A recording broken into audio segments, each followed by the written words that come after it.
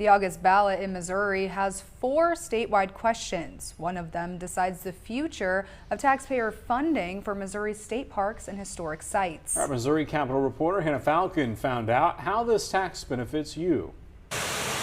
With 57 state parks and 36 historic sites, Missourians have ample access to the outdoors. But no matter where you are in the state of Missouri, it's pretty easy to not have to go very far to find that experience and get great enjoyment out of those parks.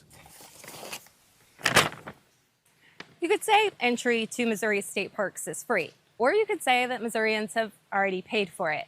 The average Missourian is paying $10 a year into the Parks, Soil, and Water sales tax.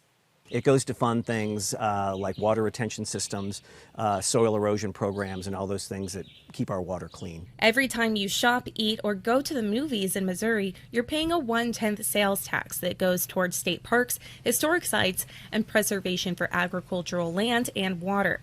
Missouri Department of Natural Resources Director Kurt Schaefer says the $136 million a year it generates is critical to his department. Missouri, before this tax passed in the 1980s, was one of the leading states for soil erosion, loss of agricultural ground in the country, and now we are one of the top states for preserving agricultural ground and soil. And you get to decide whether it continues when you go to vote this August. The Parks, Soils, and Water sales tax is on the ballot every 10 years for renewal. If voters don't approve it this August, it will expire in 2028. But I think it's incumbent on us to always tell the public what that money is going for, and I think that the transparency from the department on letting people know the benefit that has produced for all Missourians is really why it keeps getting more popular every time it comes up every 10 years. Election Day is August 4th. Absentee voting is already underway for those with a reason they cannot vote on Election Day, and no excuse absentee voting starts July 21st. Reporting in Rockbridge State Park, I'm Hannah Falcon.